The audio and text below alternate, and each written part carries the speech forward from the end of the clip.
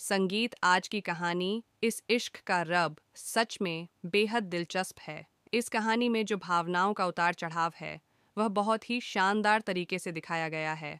खासकर मेघला की स्थिति पर ध्यान केंद्रित किया गया है, जो आजकल अपार सराहना और सम्मान पा रही है। लेकिन जैसे ही वह खुश होती है, उसकी दादी आकर कहती हैं, तुम दोनों पुत्र इधर आ जाओ, हमें तुम्हारी नज़र उतारनी है। यह एक प्यारी पारिवारिक परंपरा की तरह है, जहाँ किसी के खुश होने पर उसे नज़र से बचाने के लिए परिवार के लोग इकट्ठा होते हैं, और यह एक तरह का सुकून भी होता है। मेघला की खुशियों का माहौल बहुत ही सुखद और दिल को सुकून देने वाला है। हर किसी का उसे सहारा देना और उसके प्रति अपना प्यार व्यक्त करना उसकी खुशी को और भी बढ़ाता है। परिवार का इस तरह से एकजुट होना और मेघला को इस तरह से सराहना निश्चित रूप से एक खुशनुमा स्थिति बनाता है। इसके बावजूद इस खुशी के बीच में अभिज्ञा का गुस्सा उभरता है और वह जाहिर करती है कि उसे मेघला की खुशियों से चिढ़ है। हालांकि अदृश्य का गुस्सा अब किसी पर कोई असर नहीं डालने वाला है, क्योंकि उसे भी अपनी समस्याओं और खामियों का जल्द ही सामना करना पड़ने वाला है। जैसे जैसे कहानी आगे बढ़ती है, परिवार में और भी इंटरेस्टिंग घटनाएं घटती हैं।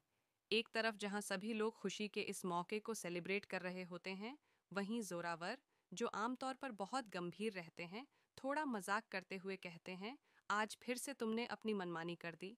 तुमने कहा था कि नहीं जाना है, लेकिन तुम घर छोड़कर चली ही गई।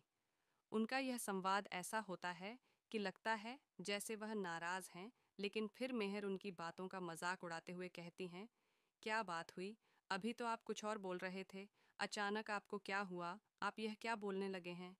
यहाँ से पूरी स्थिति थोड़ी पेची हो जाती है, क्योंकि हर कोई यह जानना चाहता है कि जोरावर के इस बयान का मतलब क्या है। इस पर सभी बोलने लगते हैं, नहीं पापा, आज आप ऐसा नहीं बोल सकते। इस पर उनकी माँ की आवाज़ आती है, अरे बस करो, मेरे बेटे ने अभी कुछ कहा ही नहीं है, ज़रा उसे बोलने का मौका तो दो, वह क्या कहना चाहता है। यह वाक्य थोड़ी देर के लिए तनाव को कम करता है, लेकिन इसके बाद जोरावर की एक और बात सामने आती है। वह मेघला के पास आकर कहते हैं, जरा उन्हें बोलने तो दो कि वे क्या कह रहे हैं। कुछ समय बाद जोरावर बात करते हैं और कहते हैं, मेघला पुत्र, जितनी फिक्र हमें रणवीर की है, उतनी ही फिक्र हमें तेरी भी है। तूने ऐसा क्यों किया? क्या सोचती थी? तेरे साथ भी कुछ हो सकता था। कोई बात नहीं, तूने किया तो हमारा सिर गर्व से ऊंचा हो गया। ये बातें मेघला को एक सुकून देती हैं, और वह महसूस करती है कि उनका परिवार वाकई में उसकी भलाई के लिए चिंतित है। लेकिन मेघला को एक और डर सताता है।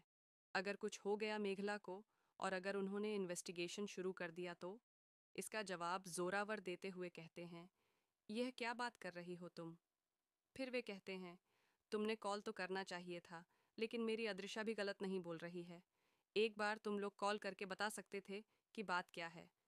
यहाँ पर एक नया मोड़ आता है, जब रणवीर के बारे में बताया जाता है कि पुलिस ने उसे रोका था और उसने फेक आइडेंटिटी पेश की थी, जिससे पुलिस को थोड़ा शक हुआ था। लेकिन फिर भी सभी को यह समझाया जाता है कि मेघला पूरी तरह से सुरक्षित है और यह सब समय की बात है। इसमें मेघला सभी को मिठाई खिलाती है और कहती है, आज बहुत बड़ा दिन है और मेघला के खुशियों का जश्न मनाना ज़रूरी है। वह अपने पापा के पास बैठती है और उसके पापा कहते हैं, तुम इनके पास नहीं जा सकती। लेकिन मेघला की जिद के आगे वह भी हार जाते हैं और कहते हैं, जो कुछ भी तुम कहोगी वही होगा। यह एक प्यारा स्नेहपूर्ण क्षण होता है, जिसमें परिवार के प्यार और समर्थन का एहसास होता है। इसके बाद अद्रीजा थोड़ी नकारात्मकता फैलाने की कोशिश करती है और कहती है, कहीं ऐसा तो नहीं कि मेघला को अंदर डाल दिया जाएगा। रणवीर का जवाब तीखा होता है, अगर तुम्हें सच में फिक्र है तो उसे अपने पास ही रखो। फिर वह कहते हैं, अगर कुछ होता है तो मैं उसे अकेला छोड़ नहीं दूंगा, मैं हमेशा उसके साथ रहूंगा। उनका यह वाक्य मेघला के लिए एक सुरक्षा की भावना उत्पन्न करता है, और उसे यह एहसास होता है कि रणवीर उसका साथ कभी नहीं छोड़ेंगे। अब पार्टी का समय आता है और सभी गेस्ट्स आते हैं। कुछ पड़ोसी आते हैं और मेघला को बधाइयाँ देते हुए कहते हैं, आपकी बहू ने जो किया वह वाकई कमाल है। पहले सुपरस्टार बनी और फिर यह सब किया। यह शब्द मेघला के लिए गर्व का कारण बनते हैं, और वह कहती है, मैं इस खुशी को अकेले नहीं, अपने पति के साथ शेयर करना चाहती हूँ, क्योंकि उन्होंने हमें इतनी देर तक रोका। अगर वे नहीं रोकते तो यह सब संभव नहीं होता। लड्डू भी पार्टी में अपनी उपस्थिति दर्ज कराते हुए कहते हैं, हमें पार्टी में आना है।